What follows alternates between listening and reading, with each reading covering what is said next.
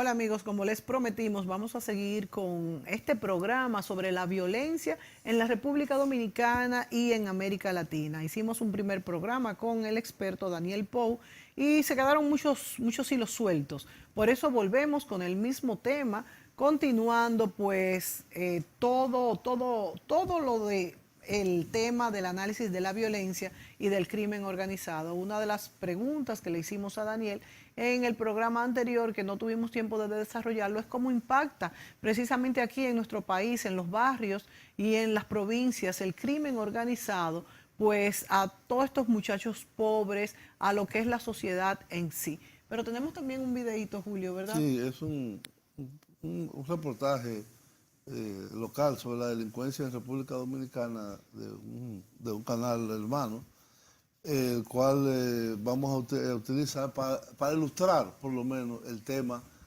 Creo que tú sales en ese video también. ¿Ah, sí? Es posible. Sí. Es posible. Entonces, por favor, el video 5, que lo pasen, si lo tienen listo. Adelante. Constantemente las cámaras de videos instaladas por todas partes captan imágenes terroríficas de los momentos en que ciudadanos dominicanos son víctimas de asaltos ocurridos en distintos puntos del país. Ya no importa el día, la hora o el lugar, los malhechores operan en las principales calles y avenidas de Santo Domingo y otras ciudades. Cometen delitos con gran destreza y facilidad, perpetran todo tipo de robos, atracos y dan muerte sin mediar palabras a quienes se rehúsan a entregar sus pertenencias. Estamos viviendo una calamidad pública producto de las malas políticas de redistribución de las riquezas que tiene como objeto central el retiro, ¿no? que ha tenido el Estado social, el Estado que se ocupa de los más débiles, de los más humildes de nuestro pueblo, ¿no? Como una consecuencia directa del orden neoliberal en el que vivimos.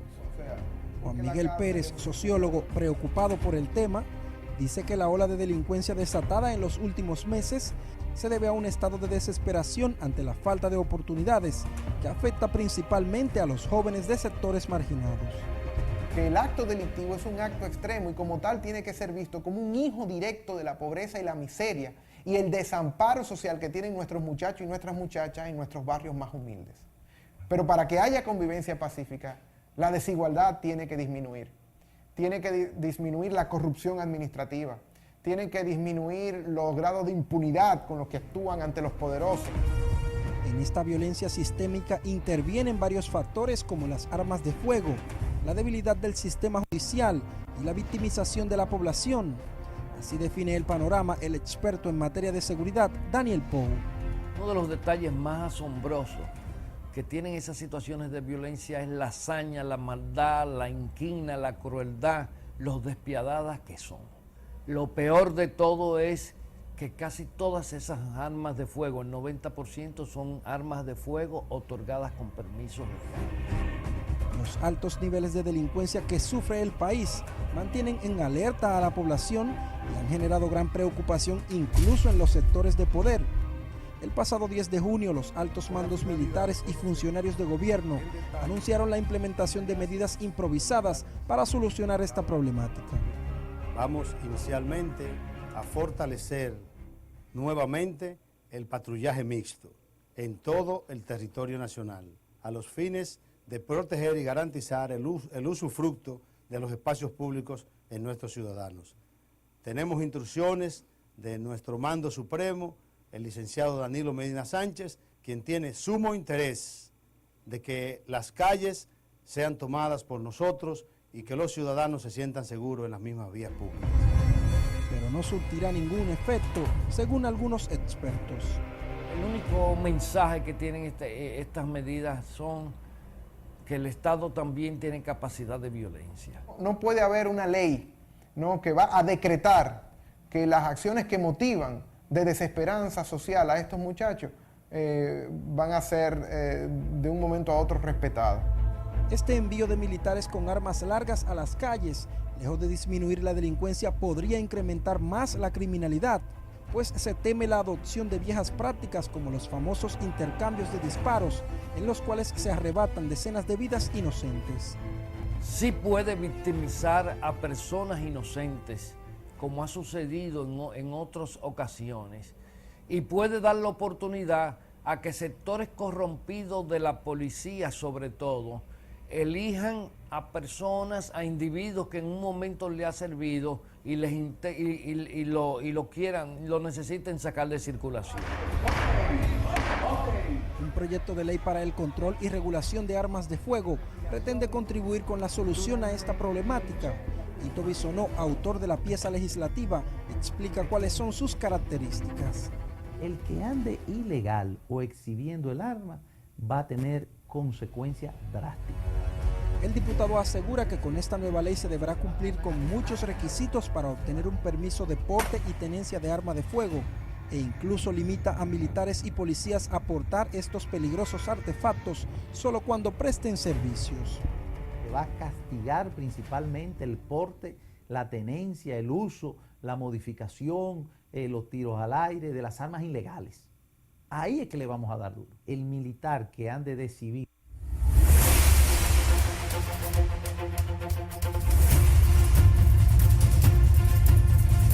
Muy bien, ahí veíamos un reportaje de un canal hermano local sobre el tema de la violencia, en el cual sale el propio Daniel Pou, lo tenemos aquí con nosotros, opinando. Pero ahí hay un aspecto que se trata. Una cosa es la violencia social, es decir, lo que genera la mala distribución de la renta, las grandes disparidades sociales, la exhibición de una gran bonanza o riqueza frente a una pobreza extrema. Esa es una cosa. Y otra es la violencia producto de fenómenos que no tienen nada que ver con la distribución social de la renta. Claro, hay gente que lo que quiere es llegar a tener una posición social, como es el narcotráfico, que da una gran renta, o otros fenómenos delictivos. Pero ahí había en el reportaje aparece el diputado Tito Bisonó, que sometió un proyecto de ley sobre la ley de armas de fuego. Y ese es uno de los problemas que hay en el país. Hay una enorme proliferación de armas de fuego. Aquí la cantidad de armas de fuego que hay es espeluznante. Yo te digo que he vivido, en España nadie tiene armas de fuego, en Francia tampoco. En Colombia es muy controlado por el tema de la guerrilla. En Canadá, yo me recuerdo, el embajador de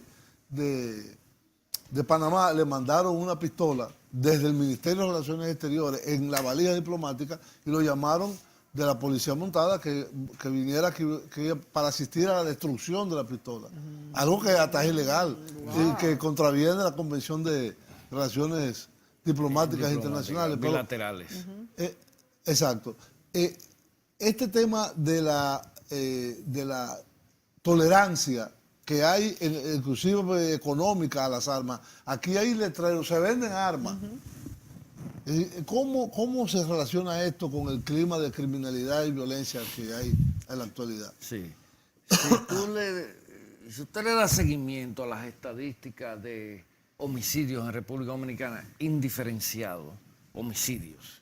No estoy hablando de accidentes de tránsito, porque esos son muertes violentas, pero no son voluntarias. Claro. Usted va a observar que hay una constante que es continua. En República Dominicana, entre el 64% y el 66% de los homicidios se producen con armas de fuego. Sí. Usted tiene la ventaja de estar conversando con el autor o coautor del primer estudio que se hizo en América Latina y América del Norte sobre incidencia de las armas de fuego en manos de civiles. Ese fue un estudio que se hizo patrocinado por la Woodrow Wilson Center y Fundación Ford, que lo coordinó la Facultad Latinoamericana de Ciencias Sociales, la sede central en Costa Rica, y se dividió en equipos que hicieron trabajo cada uno en su región específica. A mí me correspondió el Caribe. Y el Caribe pues incluye a República Dominicana. Primero que República Dominicana es el país de todo el Caribe que tiene una de las más altas incidencias de presencia de armas de fuego en manos de civiles. Puerto Rico también presentaba una situación muy aguda. Ahora, nosotros durante 2 años y medio, a contraviento y marea, porque los organismos oficiales se negaban a facilitarnos la información. Y ya cuando nosotros nos fuimos al campo de levantamiento, nosotros íbamos a esos registros que se hacían en la noche para localizar armas en los vehículos que transitaban. Bueno, un día hasta nos obligaron a que nos retiráramos. Porque en un ratito, en el malecón de Villa Duarte, entre las 10:30, 11 y pico de la noche, de los vehículos que iban pasando, que se requisaron, se encontraron armas de fuego en 32, de las cuales 28 eran ilegales. Wow, o sea que esas las incautaron. Las otras tenían permiso, pero no habían pagado los impuestos correspondientes, lo cual yo le doy el carácter de legal. Sí. Ahora, ¿cuál era el origen de esas armas de fuego? De la mayoría, armas ilegales. Muchas de ellas venían de antiguos gobiernos que habían sido asignadas a funcionarios con los formularios 25. Sí, el famoso formulario. Que esos registros se perdieron. Porque eso lo asignaba la policía y las Fuerzas Armadas. Eso lo asignaba cualquier funcionario que tuviera una cuota de poder y se llevara bien con el ministro de Interior y Policía de ese momento. Ya eso no se hace. No, eso no se hace. Nos tenemos que ir a la pausa, Daniel, pero seguimos con este mismo tema sobre las armas de fuego en manos de civiles dominicanos. Volvemos.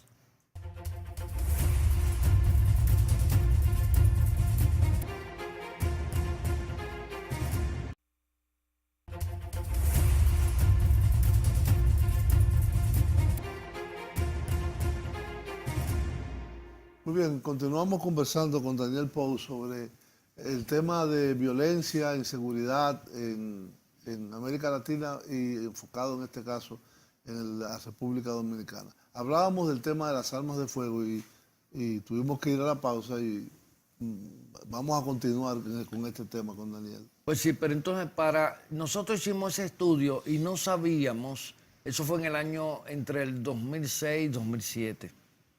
Empezamos realmente en el 2005. Lo que pasa es que los obstáculos aquí en República Dominicana fueron tremendos.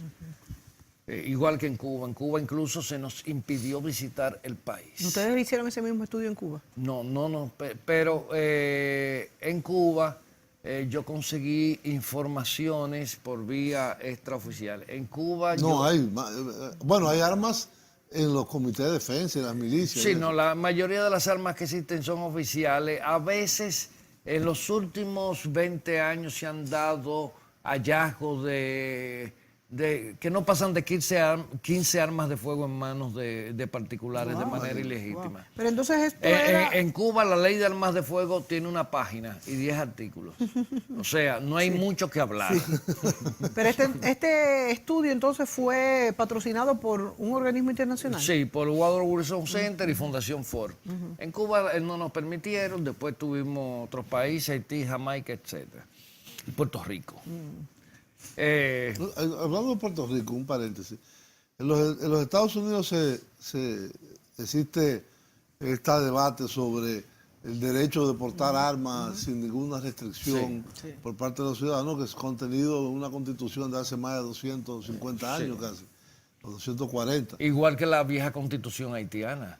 También también lo permitía. Sencillamente usted compraba un arma y pasaba por la comisaría de policía de su barrio, la registraba, pero nadie la podía objetar. Pero en el caso de Puerto Rico, ¿se aplica ese concepto constitucional americano o no? No. Puerto Rico renovó por los años 2002 su ley de armas de fuego. Hizo primero una ley de armas de fuego. Es un texto que debe tener como 2.000 páginas. Dios mío. Wow. Pero permite hasta ametralladoras calibre 70. ¿A los civiles? Sí. Wow. Sí. ¿Y Entonces, con qué fin tú puedes tener una ametralladora? al coleccionista, pero la puedes mantener hábil.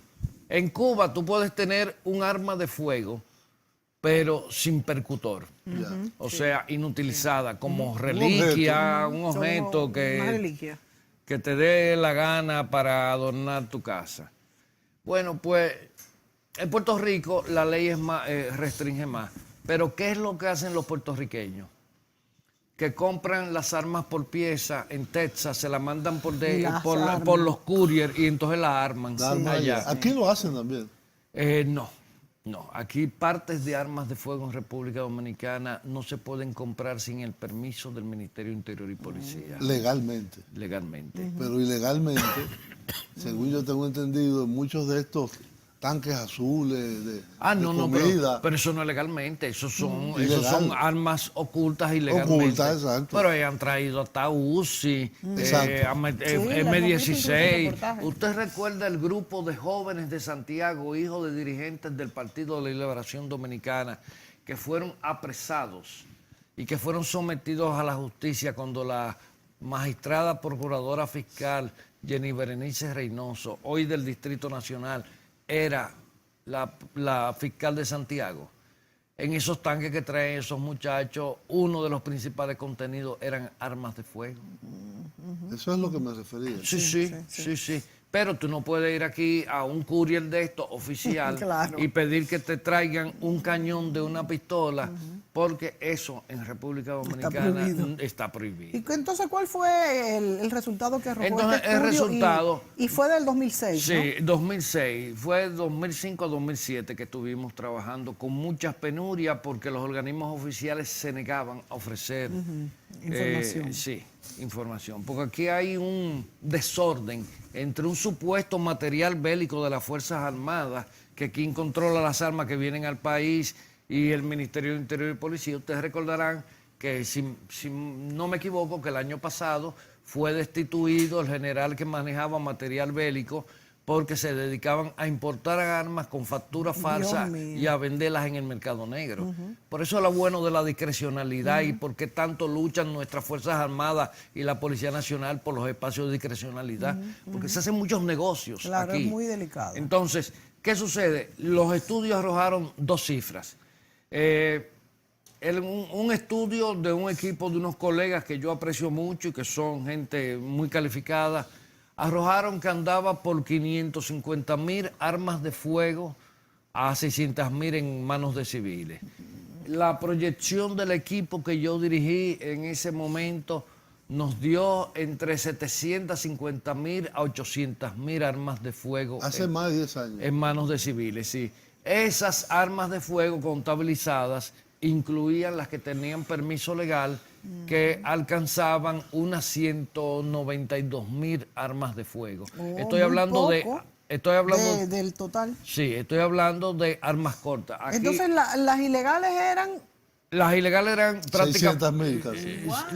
las ilegales en el estudio de los colegas eran unas 420.000 Y en el otro 600. y en el otro eran unas 600.000. Cuando yo dividí en ese momento el promedio en población masculina sobre todo y en rangos de edad, me daba que cerca del 21% de los hombres dominicanos en edad de 18 a 70 años estaban armados de alguna manera.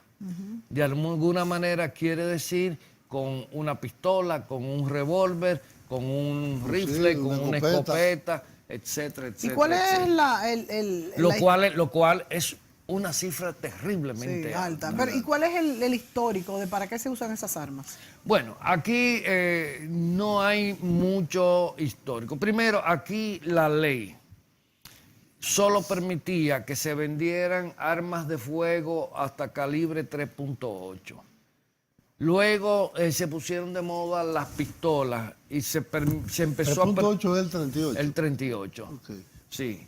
Eso es en armas cortas de mano. Luego vinieron las pistolas y se pusieron de moda hasta 9 milímetros. No obstante, tú encuentras una cantidad de personas con permiso que tienen Magnum 44, que tienen armas ya incluso de mayor calibre. La mayoría norteamericanas, ¿no? De Estados Unidos vienen. Las armas. Aquí una gran parte de las armas viene de Estados Unidos y de Brasil. De Brasil también. Sí, muchas armas brasileñas. Las armas europeas aquí, como Beretta, que la hace la fábrica de Pietro Beretta. Pero la hacen en Estados Unidos también. Ellos tienen una planta en Estados Unidos, pero para abastecer a las Fuerzas Armadas de Estados Unidos. Es el arma de reglamento. Sí, es el arma. Corta. Fue adoptada hace como 3 años como el arma de reglamento del Ejército de Estados Unidos, pero no pueden exportar comercialmente hacia países como los nuestros. Así que las Beretta que hay aquí vienen de Italia. Entonces, por eso fue que el doctor Leonel Fernández, cuando implementó el Plan de Seguridad Democrática, decidió impedir la importación de armas.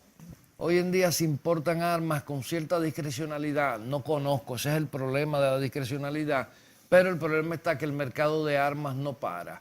Y hay que saber que aquí en determinados periodos a personas que tenían armas ilegales le dieron una gracia, que no me encuentro nada gracioso, para que legalizaran armas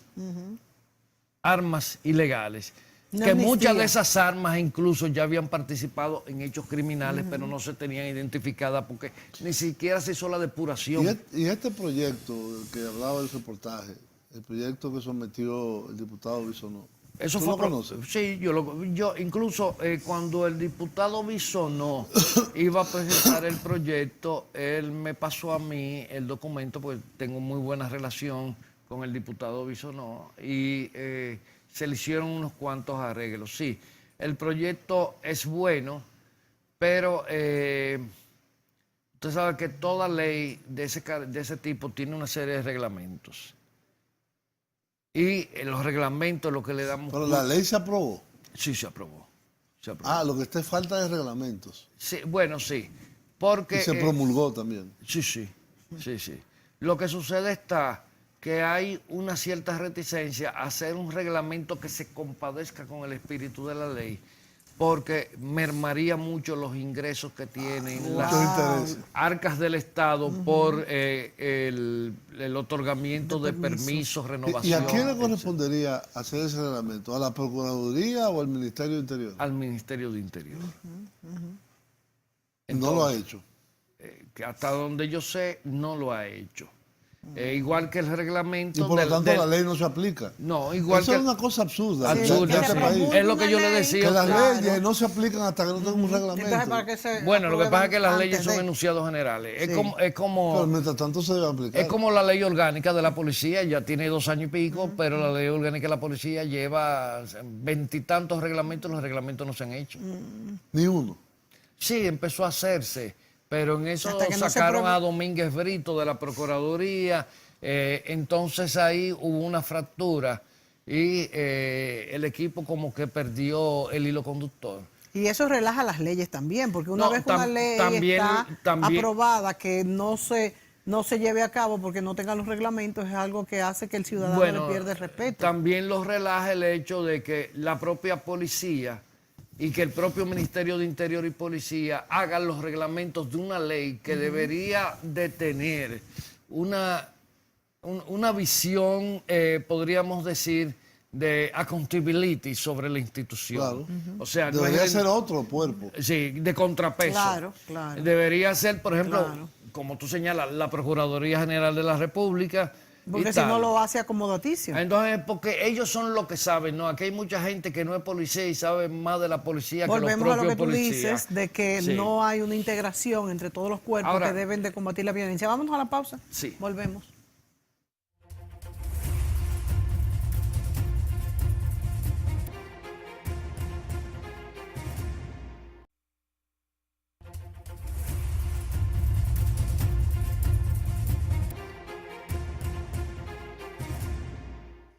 Muy bien, amigos, seguimos en esta interesantísima conversación de un tema que agobia tanto a la población y que ha habido inclusive debates en cuanto a qué es el fenómeno real de la criminalidad, de la delincuencia, de la inseguridad, y lo que en una ocasión, no sé si fue un jefe de policía o un ministro del Interior, que habló de la percepción que hay en la ciudadanía. Que que eso es evidentemente percepción. en el video del experto del PNUD, el primer video, veíamos del programa anterior, porque estos son 2 programas seguidos, veíamos que hay que diferenciar entre percepción de inseguridad y inseguridad efectiva.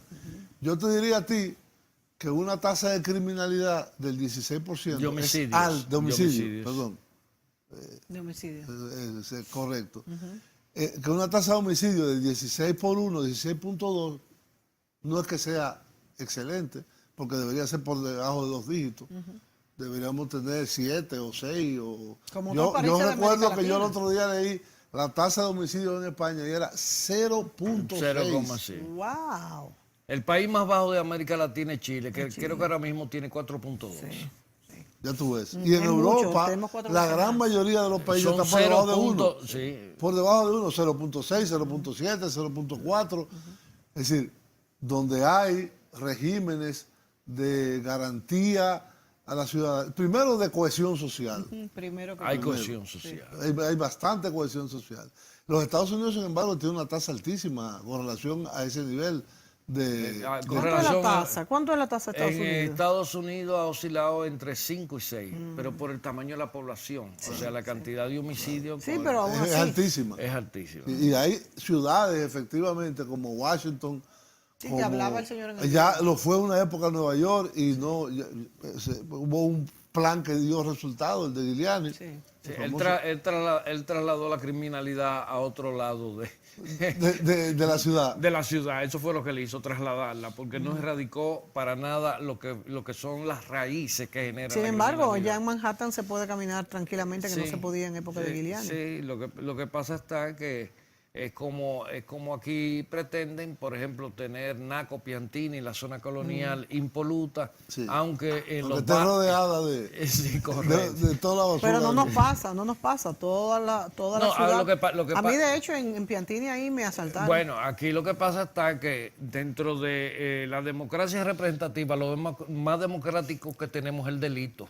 Exacto. Porque el delito afecta aquí A todo el mundo. cualquier. Usted en Bellavista ahora sale a caminar por la Helios, que es una de las calles principales, y es difícil que usted transite 5 cuadras sin que lo asalten. Bueno, sí. Y si lleva una Sí, sí. cartera, claro, Julio. Sí. Claro, claro. Claro que sí. ¿Te han asaltado a ti? ¿Eh? ¿A ti te han asaltado? Y a mí también, a ti no. A mí no. Ni he visto nunca un asalto. Ah, pues yo los he visto Fíjate cómo muchas la cosa. veces. Yo tengo 2 heridas de bala de asalto. Wow. Pero eso por estar hablando tanto. No creo. ¿Tú crees? Me han mandado mis Tus mensajes. mensajes, calle. No hable tanto. Y eso fue uno. Hay otro fenómeno, Daniel, que es interesante analizar. El fenómeno de Centroamérica, que no está tan lejos de nosotros. No. Está ahí mismo, al ladito, y tenemos todo un proceso de integración. Centroamérica, lo que le llaman el Triángulo Norte, que es Honduras, El Salvador y Guatemala, tiene índices absolutamente inimaginables de criminalidad, de violencia, de asaltos, de robo, de todo lo que puede englobarse en todo esto, lo que es violencia social y delito. Creo que en el caso de Honduras pasa de 100 muertos por cada 100.000 habitantes. Pasaba. Ya bajó. Ya, bueno, ahora anda por 60 y algo. Que sigue siendo que, alto. Altísima. Sí, altísima. Pero ellos y Venezuela intercambiaron. Venezuela Ahora está la primero. tasa de 102 es de Venezuela y la de Honduras es de 63. Que era la de Venezuela. Sí, claro, Honduras tenía, por ejemplo, en San Pedro Sula, que es uno de los, es la segunda ciudad, la sí. segunda ciudad, tenía el corredor más activo de toda Centroamérica del narcotráfico. Yo estuve en San Pedro Sula y recuerdo que los camiones del ayuntamiento salían por la mañana a recoger los cadáveres de las calles y carreteras. Mío. O sea, San Pedro Sula llegó a tener Pero eso, ahí 160 homicidios por cada 100.000 habitantes. Y la ciudad está del norte de México también, la que es fronteriza con Ciudad Juárez. Ciudad Juárez. Ciudad Juárez. Honduras durante varios años fue a nivel mundial el país con más alta tasa de homicidios del mundo. O sea, México, sin embargo, tiene una ventaja al momento de calcularlo, es que la cantidad de millones de mexicanos que hay. 125. Sí, entonces resulta que cuando tú hablas de 25,000 homicidios, te da una tasa de 13. Pero de no quiere 12. decir que no tenga, es una de las ciudades más Claro, violentas lo que del pasa mundo. también que en México hay una violencia sistémica terrible, Sí. aparte de la violencia social. Claro, de hecho, claro. mucha gente anda en Claro, carros con vidrios mi blindados. cuestionamiento es el siguiente. Escúchame, en México hay un problema que tomó una incidencia muy alta. Fue cuando se militarizó la seguridad. La militarización produjo tantos homicidios como el propio delito. Sí. Porque ese es el peor error que puede cometer un gobierno en América Latina, que aquí hay una tendencia muy inclinada hacia eso. Y es el hecho A de militarizar la seguridad. la seguridad. Es un error. Es un error. Hay que dejarlo al cuerpo de policía y a los Lo que organismos. pasa es que en México llegó un momento en que la policía estaba tan contaminada, las agencias antidrogas, Sí. que tuvieron que sacar a la Marina de Guerra, que como estaban en el mar, no se contaminaban. Entonces, pues la Marina de Guerra hizo una razzia y en determinados estados donde la policía ya no tenía autoridad, porque se habían constituido los autogrupos de defensa, que eran de ciudadanos que querían enfrentar de manera armada al narcotráfico, porque les robaban los cultivos, porque asaltaban las fincas, se llevaban el ganado, etc. ¿Y entonces por qué esto aumentó? Porque realmente hubo muchísimos oye lo que homicidios. sucedió. Y el Estado mexicano promovió los grupos de autodefensa, incluso le permitieron armarse. Pues al cabo del tiempo los grupos de autodefensa terminaron convirtiéndose en aliados del narcotráfico. Lo que pasó en Colombia. Claro, lo Con la mismo que- Convivir que creó un expresidente colombiano. Sí, correcto, de los paramilitares. Exacto, claro, y se convirtieron en paramilitares claro. y llegaron a ser, cuando la guerrilla lo máximo llegó a tener, fueron 20 o 25,000 efectivos. Todas las guerrillas juntas, incluyendo la FARC, que era la más grande. La más grande. Los paramilitares, los paracos, como le dicen allá, Paracos. tenían 85,000 efectivos. Y Porque- tenían en cierta medida la connivencia y la protección del Estado. Sí, porque incluso empezaron a dominar territorios para las drogas. Para la droga también. Ahora, aquí ha habido también una tendencia de querer adoptar modelos de Colombia. Señores, el problema de la inseguridad toma características diferentes en cada país. en los países de origen donde se produce la droga a los países de tránsito. de tránsito. Así es. Y entonces no podemos compararnos con Colombia ni Somos país de adoptar modelos tránsito. colombianos. Sin embargo, porque- en el caso de Centroamérica, de esto del Triángulo Norte, y de otros países de Centroamérica también, que no son tan violentos, y eso es algo curiosísimo. Nicaragua tiene una tasa de criminalidad por debajo de 10. Pero Nicaragua tiene el mejor sistema policial que hay en Centroamérica. Pero cuéntanos eso, ¿qué es lo que tiene Nicaragua? Bueno, Nicaragua, después de la revolución sandinista, decidió que no podía seguir con una policía conformada por cuerpos de esbirro, como la que tenían los Somoza.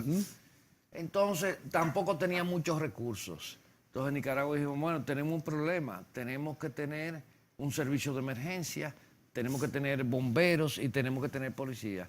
¿Qué es lo que hizo Nicaragua?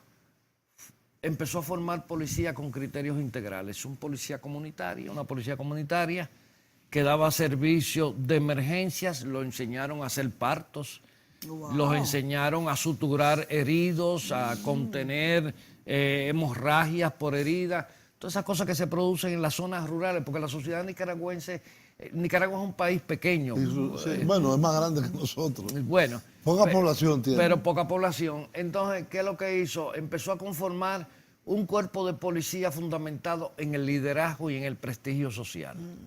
Fantástico. ¿Cuál ha sido el resultado? Que pocas veces la policía de Nicaragua se ve involucrado en temas de soborno, etcétera, etcétera. Se han dado. Hay que, no O sea que podemos cambiaron totalmente. pero lo que era resulta que el cuerpo de policía tiene que policía. estar, el policía no desapareció.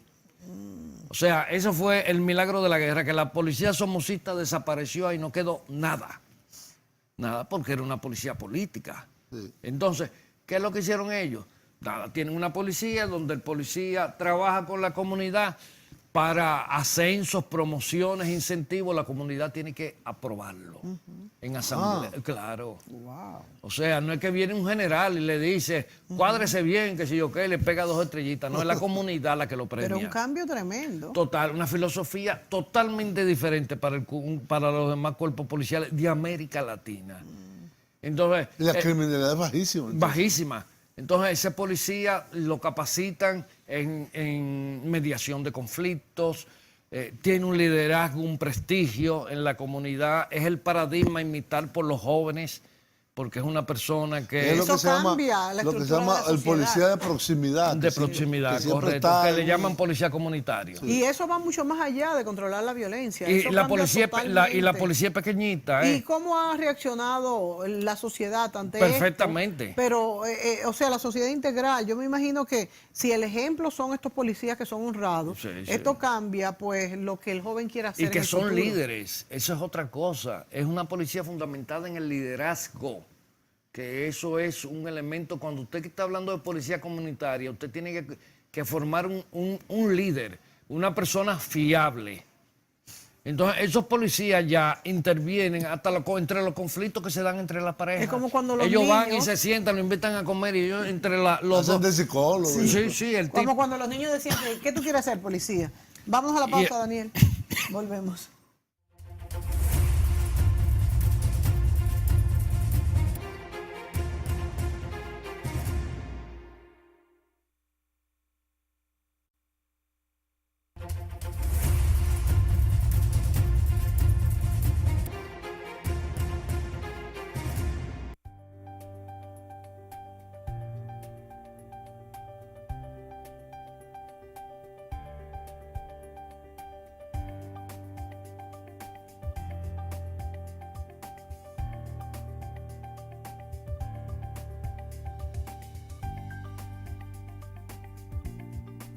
Cuando se le pregunta a los ciudadanos de América Latina cuál es el problema principal que afecta a su bienestar, el número uno es el tema de la inseguridad.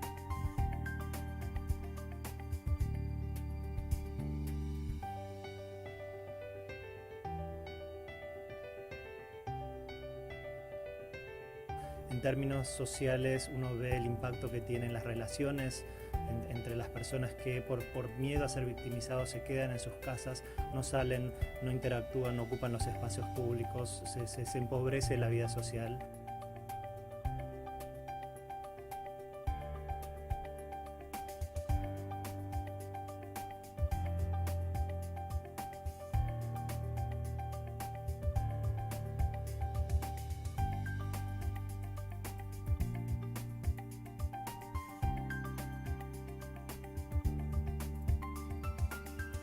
Eu acho que hoje a população se sente mais segura, mas interessante para a gente não é só a presença da polícia. Eu acho que para a gente significa a entrada do Estado, a presença do Estado na comunidade.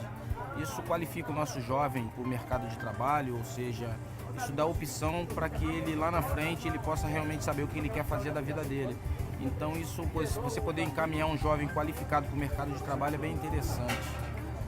La capacitación, ¿verdad? Esa es la mejor oportunidad para que ellos suban mejor su perfil de conocimientos y también sean jóvenes de provecho.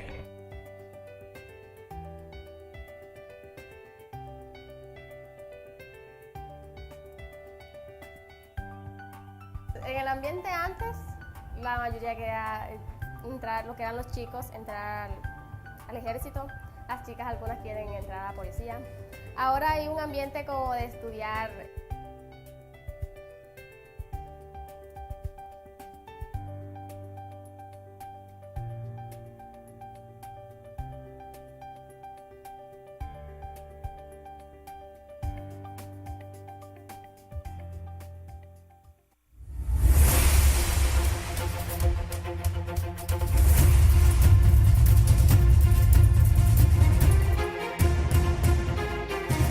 Este interesante video termina con un cuestionamiento Que todos nos hacemos. Que todos nos hacemos y que le planteamos a Daniel. ¿Cuál es la solución? Aquí, en República Dominicana, Exacto. en particular y en América Latina. Es decir, ¿qué debemos hacer? Teniendo en cuenta, además, que este país, a diferencia de otros, casi una cuarta parte de su Producto Interno Bruto es del turismo que viene. Entonces, ¿qué vamos a hacer? Vamos a aislar las zonas turísticas como si fueran guetos que no puedan salir de ahí.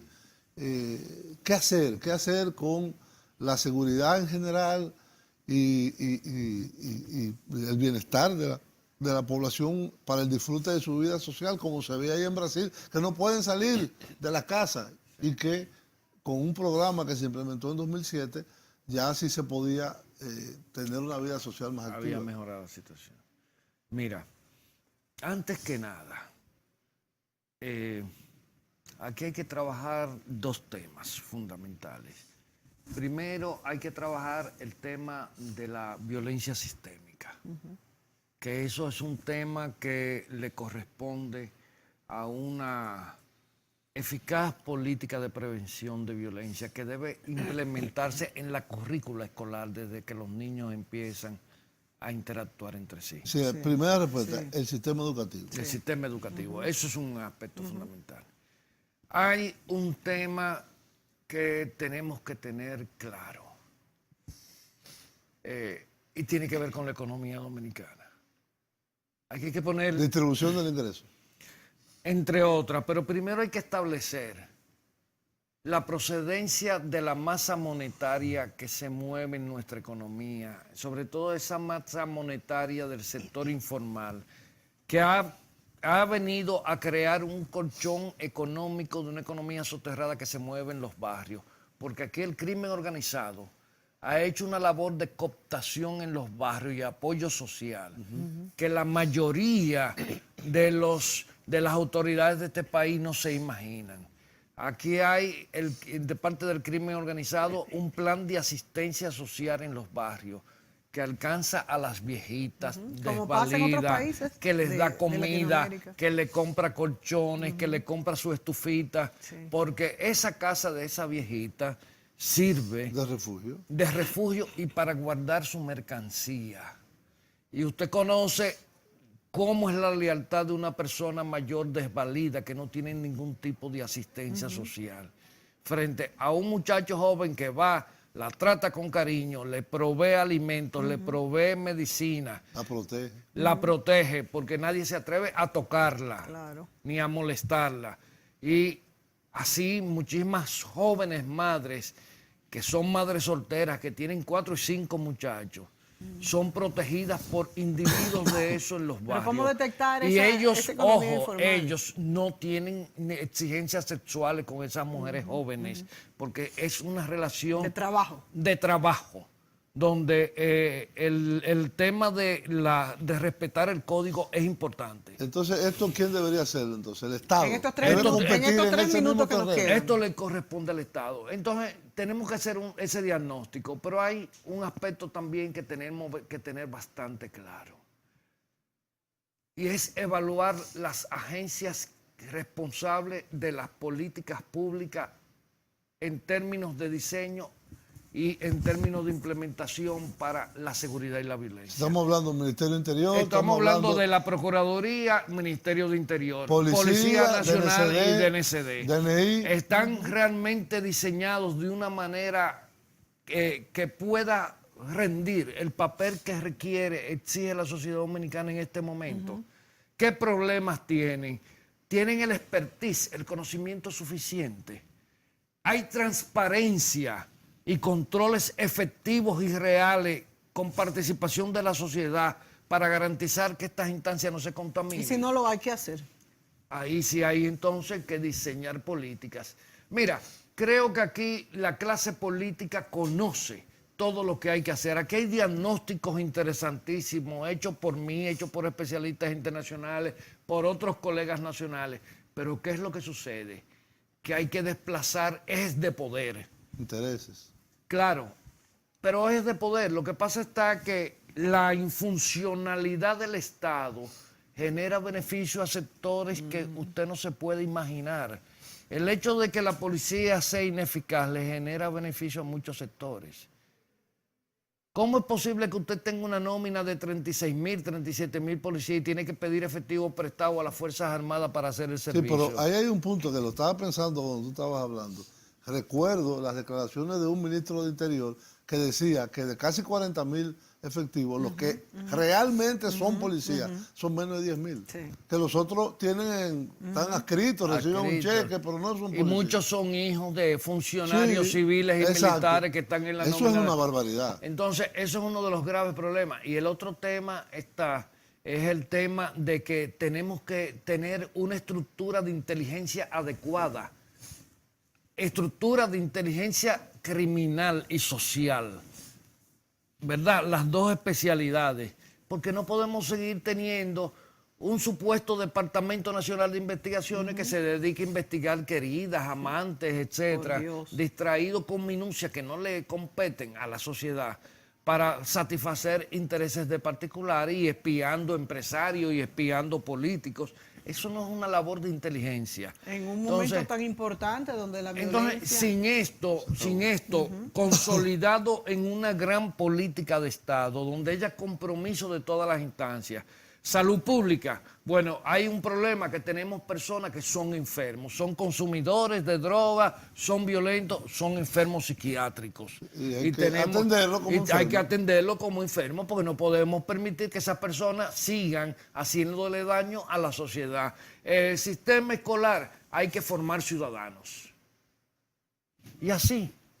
Se nos Muy acabó bien, el tiempo, hemos Daniel. llegado al final de este segundo programa. Hubiéramos podido Hacer seguir un también. tercero. Pero bueno, ya, Ya está tendremos bueno, ¿verdad? que darle un tiempecito para seguir conversando contigo. Así que muchas gracias. Muchísimas gracias, amigo. Daniel. Hasta la Gracias a próxima. ustedes. Gracias a ti. Y gracias a los amigos televidentes. Hasta luego.